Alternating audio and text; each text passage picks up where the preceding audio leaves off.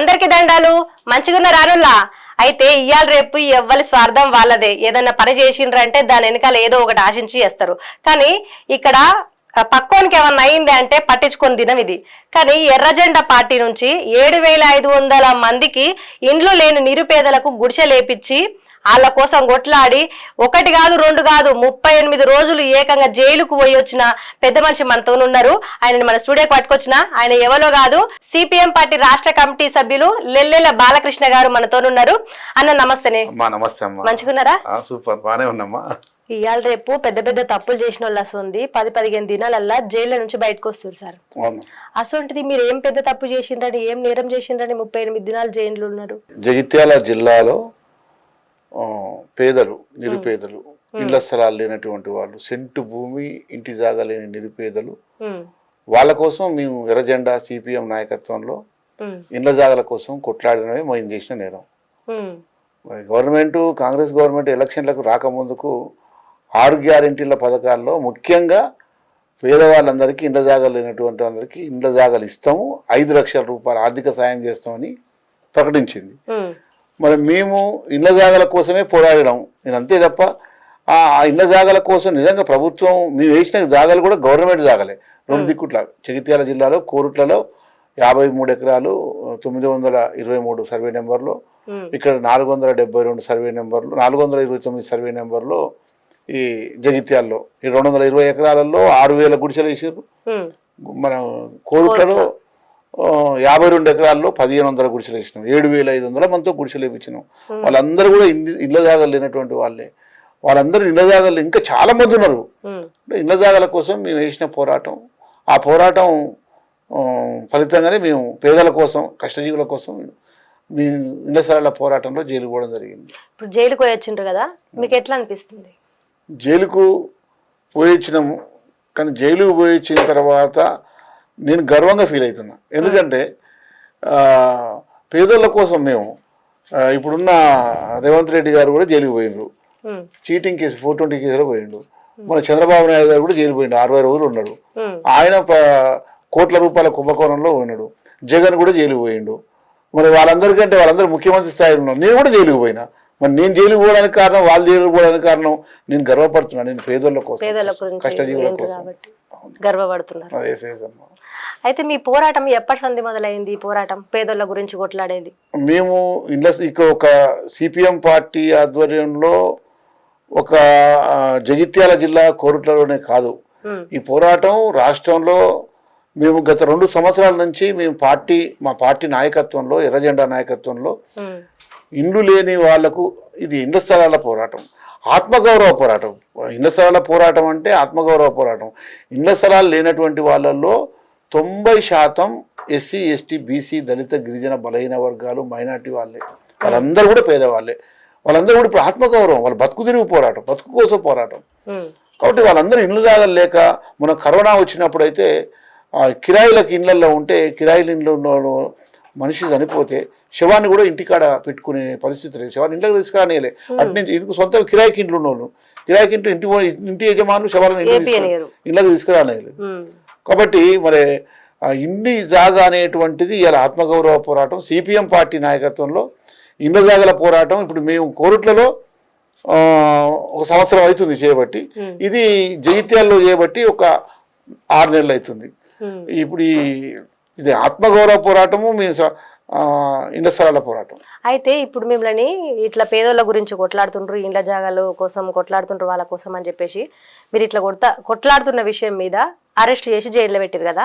అప్పుడు కొట్లాడేటప్పుడు మిమ్మల్ని ఎవరు జైల్లో పెట్టలేదా? కొట్లాడేటప్పుడు మొట్టమొదలు ఇప్పుడు కోరుట్లలో అయితే ఫస్ట్ టీఆర్ఎస్ గవర్నమెంట్, అప్పుడు టీఆర్ఎస్ గవర్నమెంట్ ఉండే. మేము ఇండ్ల జాగాల పోరాటం మొదలుపెట్టి 1 సంవత్సరం అవుతుంది అక్కడ కోరుట్లలో. టీఆర్ఎస్ గవర్నమెంట్ వాళ్ళైనా, ఇప్పుడున్న కాంగ్రెస్ గవర్నమెంట్ వాళ్ళైనా, వాళ్ళు ఇండ్ల జాగాలు ఇస్తాం, డబుల్ బెడ్రూమ్లు ఇస్తామన్నారు, వీళ్ళు ఇందిరమ్మ ఇల్లు ఇస్తామన్నారు. కానీ వాళ్ళు కానీ వీళ్ళు కానీ ఎవరైనా కానీ ఇండ్ల జాగాలు పెద్దవాళ్లకు పెద్ద పెద్ద కంపెనీలు పెట్టుకోవడానికి ఎకరాల భూములు ఇస్తారు. పేదవాళ్లకు 100 గజాల స్థలం ఇవ్వడానికి మాత్రం వాళ్ళకి చేతులు రావు, ఆలోచన రావు. ఇస్తామని చెప్పడం వేరు, కాగితాల మీద జీవోలు తీసుకురావడం వేరు. ప్రాక్టికల్గా మరి నిజంగా ఇప్పుడు 76 ఏళ్ల స్వతంత్ర భారతదేశంలో ఇళ్ల జాగా లేనటువంటి వాళ్ళు దేశంలో అయితే కోట్ల మంది ఉన్నారు, రాష్ట్రంలో అయితే లక్షల మంది ఉన్నారు. మేము ఈ పోరాటం మొదలుపెట్టిన తర్వాత చాలాసార్లు అరెస్ట్లు అయినాం, చాలాసార్లు అప్పటి నుంచి చాలాసార్లు అరెస్ట్లు అయినాము, కేసులు అయినాయి. ఈ లోకల్ స్టేషన్ బెయిల్ తీసుకొని వచ్చినాం. మొన్ననే ఈ సంక్రాంతి పండుగ తెల్లారి ఈ పెద్ద ఎత్తున జగిత్యాల్లో ఇండ్లు స్థలాలు కూలగొట్టి, ఇండ్లు గుడిసెలన్నీ కూలగొట్టారు. ఇప్పుడు పేదోళ్ళ గురించి మీరు కొట్లాడుతున్నారు. ఇప్పుడు ఎవరైనా కూడా ఒక పని చేస్తున్నారంటే దాని వెనకాల లాభం ఆశిస్తారు. కానీ మీరు పేదోళ్ళ కోసం కొట్లాడు, జైలు కోడు, కుటుంబాన్ని వదిలిపెట్టుడు, వాళ్ళ కోసమే మొత్తం పోరాటం అయిపోయింది. మరి అందులో మీరు ఎంత కమాయిస్తారు? అలా వెనకాల అంటే మీకు ఇప్పుడు దాని నుంచి మీకు ఏమన్నా వస్తుందా? ఇప్పుడు రాందైతే మీరు కొట్లాడరు, అట్లా కొట్లాడుతున్నారు అంటే మీరు ఎంత కమాయిస్తారు అనుకోవాలి. అంటే దీంట్లో మనం గమనించాల్సింది ఏంటంటే వాళ్ళందరూ కూడా అక్కడికి వచ్చినటువంటి వాళ్ళందరూ కూడా నేను ఇంతమందికి చెప్పిన సెంటు భూమి ఇంటి జాగలేని దళిత, గిరిజన, బలహీన, మైనార్టీ వర్గాలకు సంబంధించిన నిరుపేదలను. వాళ్ళు ఇల్లు జాగల కోసం ప్రాణం పోయినా మేము ఇల్లు జాగల కోసం నిలబడతాం, ప్రాణం పోయినా మేము ఎర్ర జెండా పట్టుకొని ఇళ్ళ జాగల కోసం ఉంటాము అని చీరలు, తర్వాత ప్లాస్టిక్ కవర్లు, గుడిసెలు, తర్వాత అవన్నీ కూడా రోడ్ల మీదకి పోయి ఆ చెట్లు అడవిలో పోయి కట్టెలు నరుకొచ్చుకొని గుడిసెలు వేసుకొని ఉన్నటువంటి పరిస్థితి ఉన్నది. వాళ్ళు ఏమి ఇస్తారు? వాళ్ళందరూ అట్లా పెద్దవాళ్ళు కావాలని మా మీద దుష్ప్రచారం చేసి అట్లా చేస్తారు తప్ప ఇక్కడ ఎర్రజెండా సిపిఎం నిలవలీడలేనటువంటి వాళ్లకు అండగా వాళ్ళకు గూడు కోసం పోరాటమే తప్ప ఇక్కడ మాకెందుకు ఆత్మసంతృప్తి అంటే మా పార్టీ ఎర్రజెండా పార్టీ, పేదల కోసం అనుకూలంగా ఉండే పార్టీ. వాళ్ళకి ఇళ్ళ జాగాల కోసం నిలబడడం వల్ల వాళ్ళందరినీ కూడా మా స్వార్థము, మా ఆలోచన ఏంటంటే ఒకటే, సిపిఎం పార్టీ ఇక్కడ ప్రజలకు జనాల కోసం కొట్లాడుతుంది, ప్రజల కోసం కొట్లాడుతుంది. జనంలో నిలబడాలి పార్టీ వెనకాల జనం సమీకరణ జరగాలి, పార్టీ అభివృద్ధి కావాలి. ఇప్పుడు ఏం తీసుకొని కొట్లాడితే జనం వస్తారు అనేటువంటి ఆలోచన, జనం ఇళ్ల జాగాల కోసం కొట్లాడితే జనం అందరూ వస్తారు, లేనోళ్ళందరూ వస్తారు. మా పార్టీ ఉన్నదే వాళ్ళ కోసం, లేనోళ్ళ కోసం, అణగారిన వర్గాల కోసం, కింది కులాల కోసం. వాళ్ళందరూ పడుతున్న బాధ ఏంటంటే ఇప్పుడు ప్రజెంట్ ఉన్న పరిస్థితుల్లో ఇళ్ల జాగాలు లేనటువంటి వాళ్ళు ఇళ్ల జాగాల కోసం కొట్లాడుతున్నాము కమ్యూనిస్ట్ పార్టీ. కాబట్టి మా పార్టీ వెనకాల జనం సమీకరించబడతారనే ఉద్దేశంతో మేము ఈ పోరాటం చేస్తున్నాం. దీంట్లో మేము ఆశించేది లేదు, సంపాదించేది లేదు. ఇప్పుడు నేను 40 ఏళ్ల నుంచి కమ్యూనిస్ట్ పార్టీలో పనిచేస్తున్నా, 40 ఏళ్ల నుంచి చాలా కమిట్మెంట్గా ఉన్నా. ఇప్పుడు ఒక మాటలు చెప్పాలంటే మొన్న గద్దరు చనిపోయినప్పుడు ఎన్ని అసత్య, అలా కొడుకు అమెరికాకు పోయిండు, బిడ్డ అమెరికాకు పోయింది, అనేక రకాల ఆరోపణలు. వాస్తవంగా ఆయన వాళ్ళ ఇంటర్వ్యూలో చెప్పారు, మేము అమెరికాకు పోలేదు, ఇక్కడే ఉన్నాం, ఇక్కడే చదువుకున్నాం అని.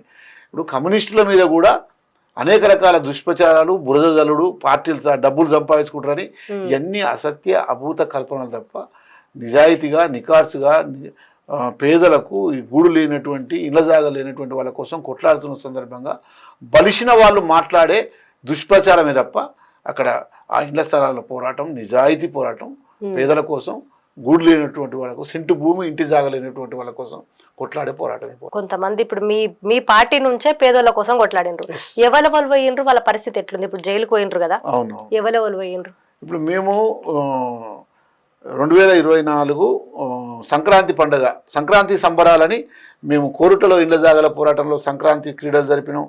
అదేవిధంగా జగిత్యాల్లో సంక్రాంతి ముగ్గుల పోటీలు, బీడీల పోటీలు, ఆటల పోటీలు, ఆడవాళ్ళకు గుడిసెలగానే జరిపినాం.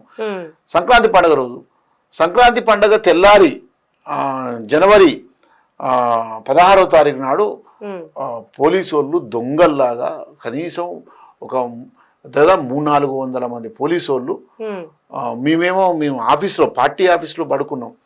రాత్రి 2:30కు గేటు దునుకొచ్చి పోలీసు వాళ్ళు మమ్మల్ని అరెస్ట్ చేసి చాలా బీభత్సం సృష్టించారు. దాదాపు ఒక 4-5 జేసీబీలు, ఒక 3-4 బ్లేడ్ ట్రాక్టర్లు, పెద్ద ఎత్తున ఇండ్ల జాగల మీద వాళ్ళు నిద్రపోతున్నటువంటి వాళ్ళను, గుడిసెలల్లో పడుకున్నటువంటి వాళ్ళను బలవంతంగా, దౌర్జన్యంగా వాళ్ళందరినీ గుడిసెల మీదకి తీసుకొచ్చి వాళ్ళ సామాన్లు కూడా తీసుకొని వెళ్ళే, వంట సామాన్లు వాళ్ళందరూ కూడా ఒక 5 కేజీలు 10 కేజీలు బియ్యము, పప్పులు, ఉప్పులు, చింతపండు, బట్టలు, ఆధార్ కార్డులు, తెల్ల రేషన్ కార్డులు, అదేవిధంగా వాళ్ళకి సంబంధించిన సిలిండర్, చిన్న చిన్న బుడ్లు, కొంతమంది పెద్ద బుడ్లు, అంటే వాళ్ళ ఇంట్లో వాడుకునే వస్తువులన్నీ అన్ని వాడుకునే వస్తువులన్నీ కూడా ఒక జేసీబీలతోటి బ్లేడ్ ట్రాక్టర్లతోటి మొత్తం కుప్పేసేసి మొత్తం తగలబెట్టేటువంటి చాలా అదే రాత్రి మిమ్మల్ని తీసుకుపోయి పోలీస్ స్టేషన్ లో పెట్టిర్రు. జనాలను తీసుకుపోయి మొత్తం 300-400 మందిని జగిత్యాల్లో ఉన్నటువంటి 3-4 పోలీస్ స్టేషన్లు, ఆ చుట్టుపక్కల పోలీస్ స్టేషన్లు అన్నింటినీ అందరి జనాలను అరెస్ట్ చేసి బీభత్సం సృష్టించారు పోలీసులు దుర్మార్గంగా. ఎంతమంది మేము ముఖ్యమైన ఆ రోజు అరెస్ట్ అయినటువంటి వాళ్ళు 250 నుంచి 300 మంది జనాలను అరెస్ట్ చేశారు. ముఖ్యమైన నాయకులు 9 మందిని. నేను సిపిఎం పార్టీ రాష్ట్ర కమిటీ సభ్యుని, తిరుపతి నాయకు ఆ పార్టీ మా సిపిఎం పార్టీ జిల్లా కన్వీనరు, సిఐటియు జిల్లా కన్వీనర్ సులోచన, అదేవిధంగా ఇండస్ట్రియల్ పోరాట కమిటీ జగిత్యాల మన గర్వందల రమేష్, మైనార్టీ సెల్ విభాగం కన్వీనర్ రజియా సుల్తానా, సిఐటియు జిల్లా కన్వీనర్ సులోచన, మన అక్కడ లోకల్ జిల్లా నాయకులందరూ పోచన్న, తర్వాత నాగరాజు, కొంచెం శంకర్ వడ్డెర సంఘం నాయకుడు, అదేవిధంగా మాతో పాటు ఉన్నటువంటి మొత్తం 9 మందిని 38 రోజులు మమ్మల్ని కరీంనగర్ జైల్లో పెట్టిండ్రు. 38 రోజులు జైల్లో ఉన్నాం. జైల్లో ఉన్నందుకు మేము బాధపడతలేము. మా మీద కనీసం 12 కేసులు పెట్టిండ్రు. 12 కేసులు పెట్టిండ్రు. 42 సెక్షన్లు, డిఫరెంట్ సెక్షన్లు, 42 సెక్షన్లతో 12 కేసులతో మేము బెయిల్ తీసుకొని బయటకు వద్దామనేటువంటి కోణంలో పీటీ వారెంట్ కొత్త కేసులు వేసుడు.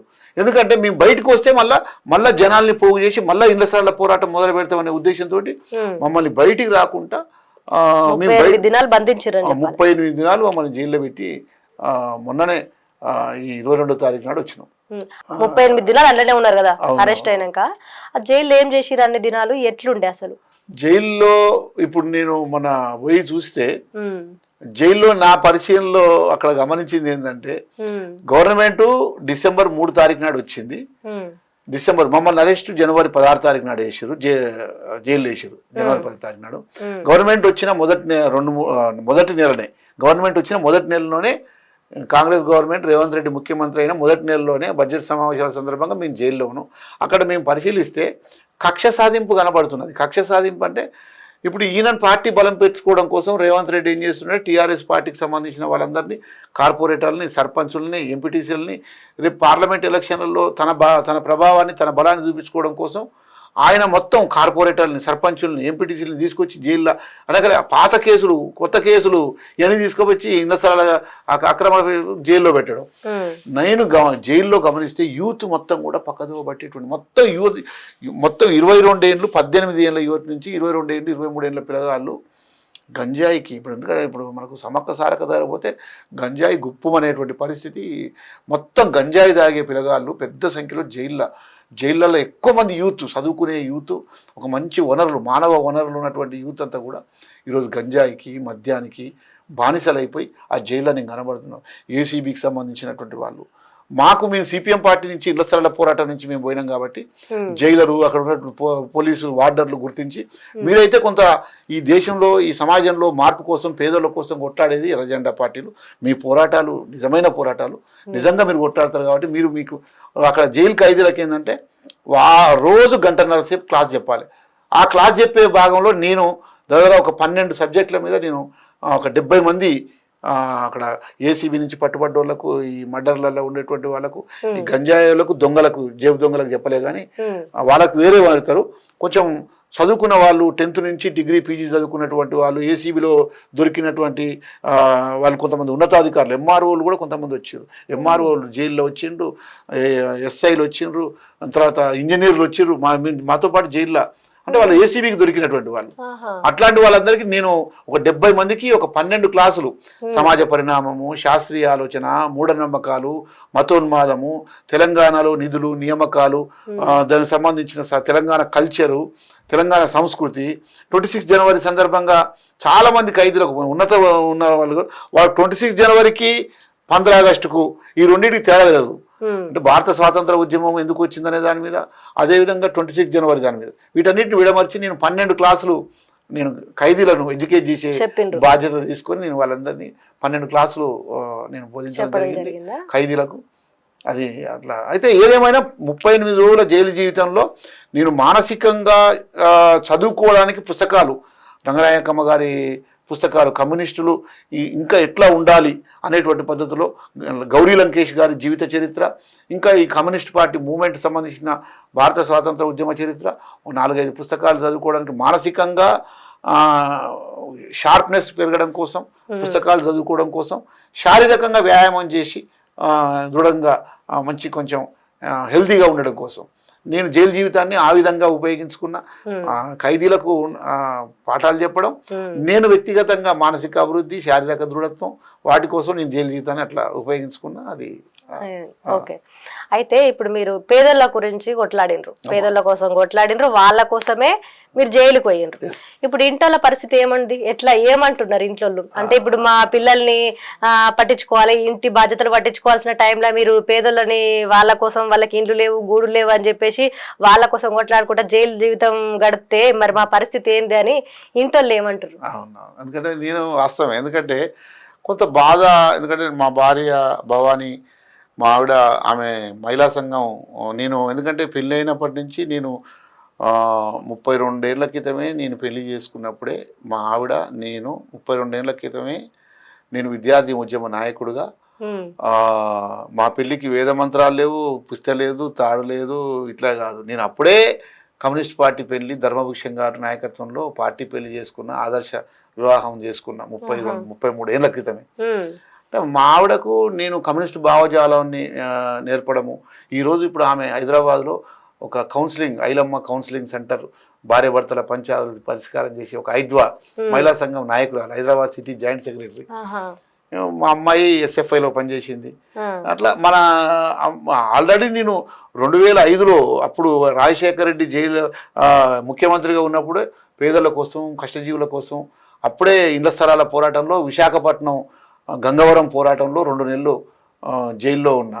అంటే మా ఆవిడకు ఆల్రెడీ కొంత అవగాహన, పార్టీ ఎడల విశ్వాసం, నా ఎడల నమ్మకం, కొంత బాధ అయితే ఉంటుంది, భర్త దూరం పోయి ఆ జైల్లో ఉండి అదంతా ఉంటుంది. కానీ ఏదేమైనా ఆమె కూడా ఒక మానసిక పార్టీ ఎడల విశ్వాసం, నా మీద నమ్మకం, ఆ విధంగా ప్రజల మీద ముఖ్యంగా కమ్యూనిస్ట్ పార్టీ పేదల కోసం పనిచేస్తాడు అనేటువంటి ఒక దృఢ సంకల్పం ఆవిడకు ఉంది. కాబట్టి ఆమె కూడా ఒక దృఢ విశ్వాసంతో, కొంత బాధ ఉంటుంది, కానీ ఏదేమైనా ఆమె గట్టిగా నిలబడ్డది.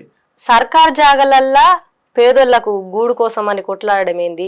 అసలు మీరు ఎవరన్నట్టు, అసలు మీకు ఏం హక్కు ఉందన్నట్టు? ఇప్పుడు సర్కార్ జాగాల వాళ్ళకు గుడిసె లేపించి వాళ్ళ కోసం కొట్లాడే హక్కు మీకు ఎట్లుందన్నట్టు, మీకు ఏముంది? ఇది మనం గమనించాల్సిన విషయం ఏంటంటే, ఇక్కడ మన దేశానికి స్వాతంత్రం 40 ఏళ్ళు వచ్చింది, 40 ఏళ్ళు వచ్చింది. మన రాజ్యాంగము, భారత రాజ్యాంగంలో క్లియర్గా ఉండడానికి గూడు, తినడానికి తిండి, చేయడానికి పని కల్పించాల్సిన కనీస బాధ్యత మన రాజ్యాంగంలో పాలకులకు పొందుపరచబడి ఉంది. రాజ్యాంగంలో పాలకుల హక్కు సుప్రీంకోర్టు కూడా అనేక జడ్జిమెంట్లు ఇచ్చింది. ఏమని ఇచ్చింది సుప్రీంకోర్టు జడ్జిమెంట్లు?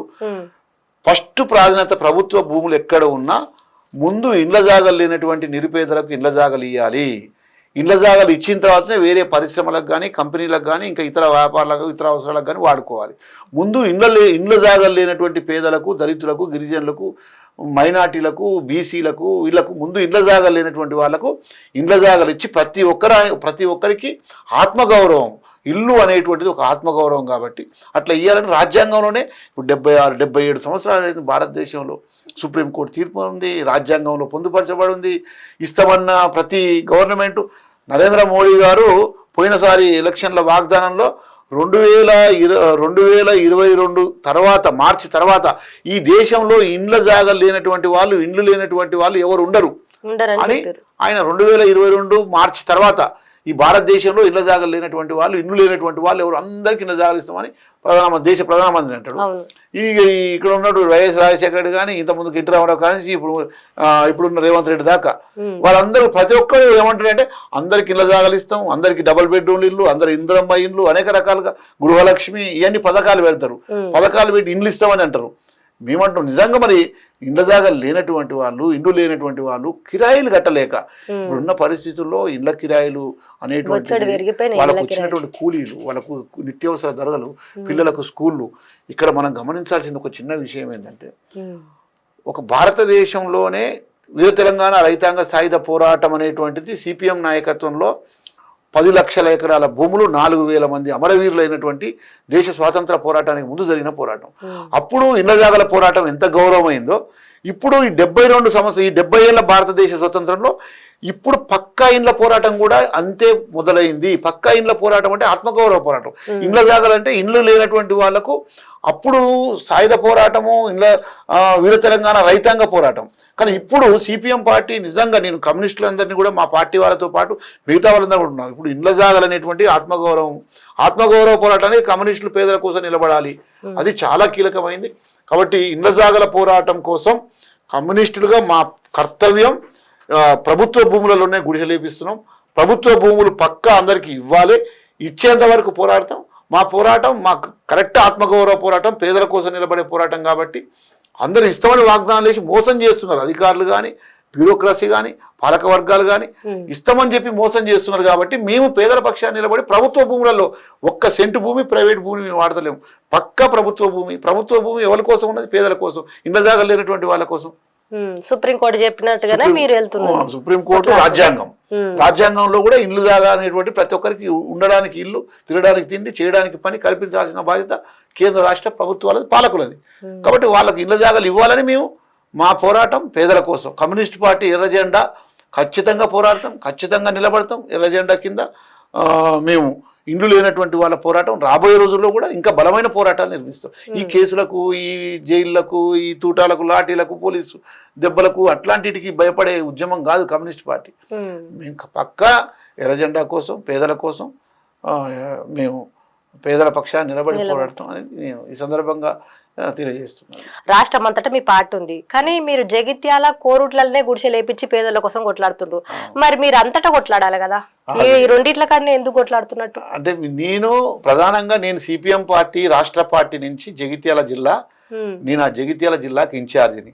కానీ నేను చేస్తున్న మా జగిత్యాల జిల్లాలో సిపిఎం పార్టీ పేద ప్రజలకు దగ్గరికి పోయి పేదలను సమీకరించి అక్కడ పార్టీ నిర్మాణం, అక్కడ ఉద్యమ నిర్మాణం, అక్కడ పార్టీ కోసం ఎట్లా చేయాలనే దాని మీద అక్కడ నేను జగిత్యాల వరకే పరిమితమైన. కానీ ఇక్కడ మీరు గమనించాల్సింది ఏంటంటే మా పార్టీ నాయకత్వంలో గత 2 సంవత్సరాల నుంచి, అంతకుముందు టీఆర్ఎస్ గవర్నమెంట్ ఉన్నప్పటి నుంచి 33 జిల్లాల్లో సిపిఎం పార్టీ నాయకత్వంలో 1,20,000 మందితో 33 జిల్లాల్లో 68 కేంద్రాల్లో 1,20,000 గుడిసెలు వేయించినాం.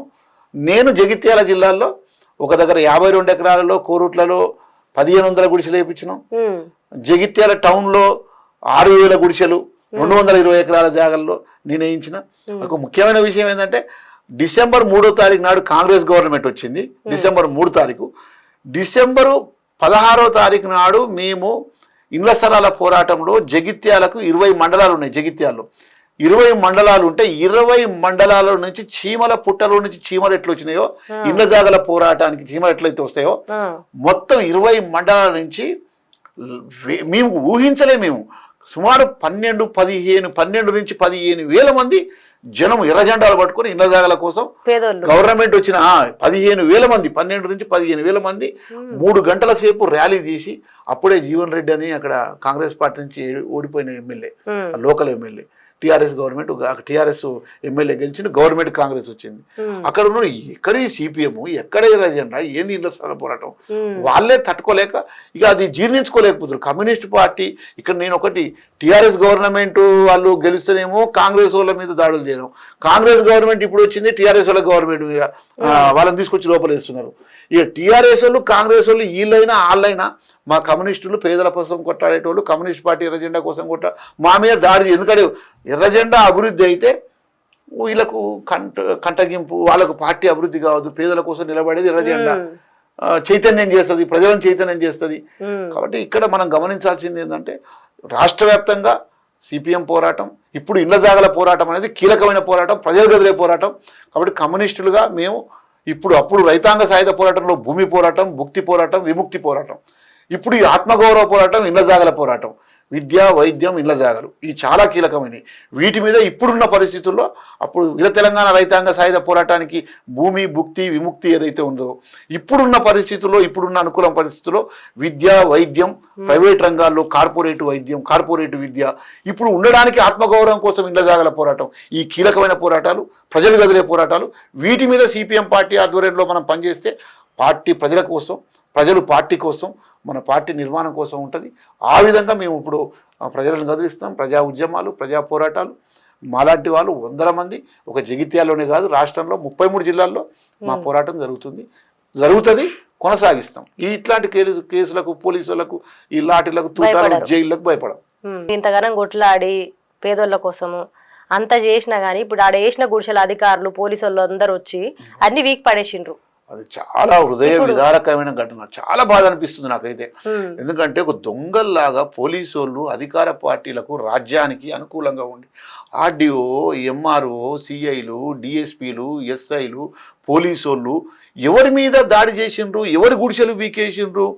సెంటు భూమి, ఇంటి జాగా, నిలువ నీడ లేని పేదలందరినీ రోడ్డు మీదకి వచ్చి ఈరోజు అక్కడ నాకు చాలా బాధాకరమైందంటే వాళ్ళు సిలిండర్ బుడ్డీలు, ఆధార్ కార్డులు, రేషన్ కార్డులు, వాళ్ళు కూలీ చేసుకొని తీసుకొచ్చుకొని కష్టపడి తిండి తినక వాళ్ళు ఇంట్లో సంపాదించుకొని పెట్టుకున్న 2000, 3000 రూపాయలు, ఫోన్లు మొత్తం వాళ్ళకు నిడవలీడ లేకుండా రోడ్లు పాలు చేసిన పరిస్థితి ఇప్పుడు కాంగ్రెస్ గవర్నమెంట్. నాకు చాలా బాధ అనిపిస్తున్నది. చాలా మంది చాలా వస్తువులు పోయినాయి. గడ్డపార వాళ్ళు ఎందుకంటే కూలి పని చేసుకుంటారు, అడ్డ మీద కూలి పని చేసుకుంటారు. గడ్డపారలు, తట్టలు, పారలు ఆ గుడిసెలలో పెట్టుకున్నారు. అవన్నీ తీసుకుపోయి ఎక్కడ పోయినాయో తెలియదు. వాళ్ళ ఇంట్లో వేసుకునే బట్టలు, ఒంటి మీద బట్టలు, దుప్పట్లు, వాళ్ళ వంట చేసుకునేటువంటి బియ్యము, పప్పులు ఆని చింతల వందలు చేసి అవన్నీ పేదలకు. నిన్న మొన్న కలెక్టర్ని, ఆర్డీఓని కలిసినాం. నష్టపోయినటువంటి వాళ్ళన్నీ కూడా నష్టపరిహారం ఇవ్వాలని అడుగుతున్నాం. నిజంగా ఈ కాంగ్రెస్ గవర్నమెంట్కు మేము ఒకటే చెప్పదలుచుకున్నాం. మీరు గవర్నమెంట్కు రాకముందుకు ఏమన్నారు, ఇందిరమ్మ ఇండ్ల పేరుతోటి డబుల్ బెడ్రూమ్ ఇచ్చిండ్రు కదా, మేము ఇందిరమ్మ ఇండ్లు ఇస్తాం. ఈ తెలంగాణ రాష్ట్రంలో ఇల్లు జాగలేనటువంటి వాళ్ళు, సొంత ఇల్లు లేనటువంటి వాళ్ళు అట్లా ఉండకూడదు, అందరికి ఇళ్ళ జాగలు ఇస్తామని చెప్పి పెద్ద ఎత్తున ప్రచారం చేశారు. మేము ఇళ్ళ జాగల కోసం, కమ్యూనిస్ట్ పార్టీగా ఇళ్ళ జాగల కోసం మేము కొట్లాడతాం, మేము పక్కా నిలబడతాం. గవర్నమెంట్ కూడా చిత్తశుద్ధి నిరూపించుకోవాలి. 6 గ్యారెంటీల్లో పేదలందరికీ మొదటి ప్రాధాన్యతగా ఆత్మగౌరవం, ఇళ్ళ జాగలు అనేటువంటి ఇటు ఆడవాళ్లకు కొంత ఏది మహిళకు స్నానం చేయాలన్నా, బాత్రూమ్ పోవాలన్నా, వాళ్ళ కుటుంబం ఉండాలి, ఒక తడకసాటు, ఒక ఆత్మగౌరవం, ఒక ఇల్లు జాగా, అలా కుటుంబము, ఒక ధైర్యము, ఆత్మస్థైర్యం అనేటువంటి చాలా కీలకమైంది. కాబట్టి ఇళ్ళ కిరాయిలు కట్టలేరు, పిల్లల స్కూళ్ళ ఫీజులు కట్టలేరు. ఇప్పుడున్న పరిస్థితుల్లో ధైర్యంగా ఇళ్ళ జాగాలనేటువంటి చాలా గవర్నమెంట్ ఇచ్చి నిరూపించుకోవాలి. మా పోరాటం మాత్రం ఖచ్చితంగా ఇప్పుడున్న పరిస్థితుల్లో ఇళ్ళ జాగాల పోరాటం ఆగదు. ఇంకా దీన్ని ఉధృతంగానే చేస్తాం. ఈ కేసులకు భయపడం. ఇప్పటికే మీరు 38 దినాలు, ఇన్ని దినాలు మీరు జైలుకు వేసి వచ్చిండ్రు. ఇక ముందల్లైనా ఫ్యామిలీ కోసము, పిల్లల కోసం మీ కుటుంబాన్ని చూసుకుంటా ఉంటారా, లేకపోతే ఇదే దారిన పోతారా? మళ్ళా నిరుపేదల కోసం కొట్లాట అని ఇదే కొట్లాటకి వెళ్తారా, లేకపోతే ఇట్నే మళ్ళీ ఏమన్నా మీ కుటుంబానికి సంబంధించి చూసుకుంటా ఉంటారా? అంటే ఇక్కడ నేను సిపిఎం పార్టీలో ఒక ఉద్యమ కార్యకర్తను. మా జీవితమే, మా కుటుంబము, మా జీవితము ప్రజా ఉద్యమాలకు అంకితమై 30-40 ఏళ్ళ నుంచి డెడికేటెడ్గా పనిచేస్తున్నాం. ఈ కేసులు, ఈ పోలీస్ స్టేషన్లు ఇవన్నీ కూడా మా జీవితంలో ఒక అంతర్భాగమే. రాబోయే రోజుల్లో మమ్మల్ని ఇప్పుడు మేము ప్రజా ఉద్యమాలు, ప్రజా పోరాటాలు లక్ష్యంగా పనిచేస్తున్న వాళ్ళం. లేకపోతే మిగతా ఒక అధికార పార్టీలాగా పదవులు, ఆర్థికము, లగ్జరీ జీవితము అట్లాంటి కాదు. మా జీవితము ప్రధానంగా పేదలు, కష్టజీవులు, వాళ్లకు ఈ సమాజంలో ఒక పేద చైతన్యం తీసుకురావాలి, మార్పు తీసుకురావాలి, సమాజ మార్పు కోసం చేయాలనేటువంటి పోరాటంలో మేము చేసే మా లైఫ్ అట్లా అంకితభావంతో పనిచేస్తున్నాం. ఒక కమిట్మెంట్గా పనిచేస్తున్నాం. రాబోయే రోజుల్లో కూడా తప్పనిసరిగా ఇళ్ల స్థలాల పోరాటం, ఇప్పుడు మా పార్టీని నమ్ముకొని ఎర్రజెండా పోరాటంలో మేమందరికీ ఏదైతే అందరం కలిసి మాట్లాడుకొనే ఆ ఇళ్ల స్థలాల పోరాటం మొదలుపెట్టినాం, కోరుట్లలో కానీ జగిత్యాల్లో కానీ. కాబట్టి ఆ ఇళ్ల జాగాలు సాధించేంత వరకు, ఇండ్లు నిలబడేంత వరకు, నష్టపోయిన వారందరికీ ప్రభుత్వ పరంగా సరైన న్యాయం జరిగేంత వరకు ప్రజల పక్షాన ఎర్రజెండా తరఫున మేము ప్రజలను సమీకరించి ప్రభుత్వాన్ని మీద పోరాటం చేయడం, పాలక వర్గాల మీద ఉద్యమాలు చేయడం, అది కొనసాగింపు, అది ఖచ్చితంగా ఉంటుంది. అది సాధించేంత వరకు ఎర్ర జెండా పక్షాల నిలబడతాం మేము. అన్న ఇప్పుడు ఇన్ని రకాల పార్టీలు ఉన్నాయి, బీఆర్ఎస్ అని, బీజేపీ, కాంగ్రెస్ అని, ఇట్లా చాలా పార్టీలు ఉన్నాయి కదా. వీళ్ళు మరి గుడిసెలేపిస్తున్నాం పేదోళ్ళ కోసం, నిరుపేదల కోసం, వాళ్ళకి ఇంట్లో జాగలు లేవు అని చెప్పేసి వాళ్ళెందుకు గుడిసెలేపియలేదు, ఎందుకు ఇవన్నీ జరగలేదు? మీ లెక్క మీ ఇప్పుడు మీ ఎర్రజెండా పార్టీ కొట్లాడుతున్నట్టుగా వాళ్ళ కోసం గుడిసెలేపేయడం, వాళ్ళ కోసం అరెస్టులు కావడము, వాళ్ళ కోసమే మొత్తం పోరాటం చేయడం అనేది జరగలేదు. మీ పార్టీ ఒకటి ఎందుకు అట్లా చేస్తుంది? ఇక్కడ ఎందుకంటే సిపిఎం పార్టీ అప్పుడు దేశానికి స్వాతంత్రం రాకముందుకు వెట్టి చాకిరికి వ్యతిరేకంగా వెట్టి చాకిరి విముక్తి కోసం, భూమి లేని వాళ్ళకు భూమి కోసం, వ్యవసాయానికి తగిన వ్యవసాయ కూలి పోరాటం, ఇవన్నీ కూడా. ఎందుకంటే కమ్యూనిస్ట్ పార్టీ ఉన్నదే సమాజంలో మార్పు, అందరికీ అన్ని రంగాల వాళ్ళకు, అన్ని తరగతుల ప్రజలకు సమానమైన జీవనం, సమానమైన హక్కులు. అది అందుకోసమే అప్పుడు ఇప్పుడు ఇండ్ల జాగల పోరాటం చేస్తున్నాం. నేను ఇంతకుముందు కూడా మాట్లాడినప్పుడు చెప్పిన, ముఖ్యంగా ఏంటంటే ఆ రోజు భూమి లేని వాళ్లకు ఆత్మగౌరవం కోసం, వెట్టి చాకిరికి వ్యతిరేకంగా భూమి విముక్తి కోసం 4,000 మంది కమ్యూనిస్టులు అమరులై ఆ రోజు 10 లక్షల ఎకరాల భూములు పంచి విముక్తి ఉద్యమాలు నడిపినారు. ఇప్పుడున్న పరిస్థితుల్లో, ఇప్పుడే కాదు, సిపిఎం పార్టీ మొదటి నుంచి కూడా సిపిఎం పార్టీ ఎక్కడ కూడా మీరు స్లమ్ములు కానీ, ఇండ్లజాగలు కానీ, హైదరాబాద్లో భీమరావు వాళ్ళ కాదు మొదలు పెడితే, సుందర విజ్ఞాన కేంద్రం కాడ ఉన్నటువంటి లంబాడి వాళ్ళ ఇండ్ల కానీ మొదలు పెడితే, ఈ రాష్ట్రంలో, ఈ దేశంలో ఎక్కడ పేదల కోసం, గుడిసెల కోసం, భవన నిర్మాణ కార్మికుల కోసం, అంగన్వాడీలు, ఆశాలు, రిక్షా కార్మికులు, ఇట్లాంటి నిలువ నీడ లేని వాళ్లకు అండగా ఉండేది ఎర్ర జెండా. అందుకోసం ఇండ్ల జాగల పోరాటం చేసేది కమ్యూనిస్టు పేటెంట్. ఖచ్చితంగా ఎక్కడ మీరు స్లమ్ములు ఎక్కడ చూసినా, ఇలా రసూలుపురలో పెద్ద స్లమ్ములు ఉన్నాయి, అక్కడ నిలబడి కొట్ల అడ్డగుట్ట ఉంది సికింద్రాబాద్ దగ్గర, అక్కడ ఇండ్ల జాగల పోరాటాలు నడిపేదే కమ్యూనిస్టులు. ఇండ్ల జాగల పోరాటం ఇప్పుడున్న పరిస్థితుల్లో మేము అదే అడుగుతున్నాం మా కమ్యూనిస్ట్ నాయకులు. ప్రజలందరూ కూడా కమ్యూనిస్ట్ రావాలని కోరుకుంటారు. కాకపోతే ఇప్పుడున్న ఈ బుర్జువా రాజకీయ ఏదైతే డబ్బు రాజకీయ, మద్యం ఎంత ఏదైతే ఉందో అందులో ప్రజలు రావాలనే కోరుకుంటారు, కానీ ఇందులో పోటీ పడే పరిస్థితుల్లో మేము లేము. అందుకోసమే మిగతా పార్టీలు ఎలక్షన్లప్పుడు డబ్బులు పంచి, మద్యం పంచి, అనేక రకాల ప్రలోభాలకు గురి చేయించి ఓట్లు అడుగుతారు. మేమేమో ప్రజా ఉద్యమాలు, ప్రజా పోరాటాలు, ఇండ్ల జాగల కోసం, పేదల కోసం, విద్య, వైద్యం, ఇండ్ల జాగలు, ఇట్లాంటి వాటి కోసం మేము నిరంతరం ప్రజల్లో ఉంటాం. నిరంతరం ప్రజల కోసం ప్రజా ఉద్యమాలు నడిపించే పార్టీలు ఎర్ర జెండా పార్టీలు. ఎక్కడ ఇండ్ల జాగల కోసం పోరాటం జరిగినా కమ్యూనిస్టులే వేస్తారు. ఇప్పుడు రాబోయే రోజుల్లో కూడా అదే చేస్తాం. ప్రజల్లో మార్పు తీసుకురావాలి. ప్రజల్లో మార్పు వచ్చేంత వరకు మేము వెయిట్ అండ్ సీ, అది ఎదురు చూడలేదు తప్ప ఇంకా వేరే మార్గం లేదు. రాబోయే రోజుల్లో కూడా ఇండ్ల జాగల పోరాటం, పేదల పోరాటం అది కొనసాగింపు ఉంటూనే ఉంటుంది. మొత్తానికి పేదోళ్ళకే మీ జీవితం అంకితం అంటారు. మీ పార్టీ ఉన్నదే పేదోళ్ళ కోసం కొట్లాడడం అంటారు. 100% అనగా అన్ని ఒక పేదోళ్ళ కోసమే కాదు, సమాజంలో దోపిడికి గురయ్యేటువంటి అన్ని వర్గాలు, అన్ని తరగతులు దోపిడీ గురయ్యాలంటే, ఇప్పుడు మధ్యతరగతి వాళ్ళు, గవర్నమెంట్ టీచర్లు, ఇంజనీర్లు, డాక్టర్లు, వీళ్ళందరూ కూడా ఒకనొక తరంలో కమ్యూనిస్టుల వీళ్ళందరినీ ఆదరిస్తుంది, వీళ్ళందరి పక్షాన్ని నిలబడుతుంది. కమ్యూనిస్టులు అనేటువంటి మేము దోపిడికి గురయ్యే వాళ్ళందరి కోసం, ఇండ్ల జాగల కోసం, అన్ని వర్గాల శ్రామిక ప్రజల కోసం, దోపిడీ చేసే వాళ్ళ కోసం, వాళ్ళకు వ్యతిరేకంగా దోపిడీకి గురయ్యే వాళ్ళ కోసం పక్కా బరాబరుగా మేము నిలబడతాం, మేము కొట్లాడతాం, మేము ముందుకు పోతాం. థ్యాంక్ యూ అన్న.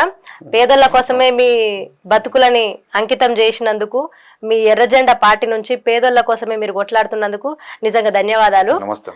చూసిండ్రు కదా, భారత రాజ్యాంగము బతికే హక్కునిచ్చింది. సుప్రీంకోర్టు ఏం చెప్పింది? 100 గజాల సర్కార్ జాగల ఇండ్లు లేని నిరుపేదలకు ఇండ్లు కట్టుకోవచ్చు, గుడిసెలు వేసుకోవచ్చు, ఇక వాళ్ళు ఎట్లనన్నా వాళ్ళ బతుకు సావాసానికి ఎలాగైనా యూజ్ చేసుకోవచ్చు అని చెప్పింది. అదే ప్రకారంగా కదా వీళ్ళు కొట్లాడుతున్నది. కానీ మరి వీళ్ళని పేదోళ్ళ తరపున కొట్లాడుతున్న వీళ్ళని తీసుకుపోయి జైల్లో పెట్టుడు ఎంతవరకు కరెక్ట్ అంటారు? మరి ఇన్ని రకాల పార్టీలు ఉన్నాయి, బీఆర్ఎస్, బీజేపీ, కాంగ్రెస్, ఇట్లా చాలా రకాల పార్టీలు ఉన్నాయి. మరి పార్టీలందరూ మీ అందరి ఇండ్లకు, మన అందరి ఇండ్లకు పేదోళ్ళ ప్రతి ఇంటికి వస్తున్నారు. ఓట్లు ఇర్రి, మేము ఇది చేస్తాము, మేము రేపు అది చేస్తాం, ఇది చేస్తామని చెప్తున్నారు. ఏ పార్టీ అయినా ఇళ్ళ లెక్క కొట్లాడిందా? మీరేమనుకుంటున్నారో కామెంట్ రాసడం మర్చిపోకుండ్రి.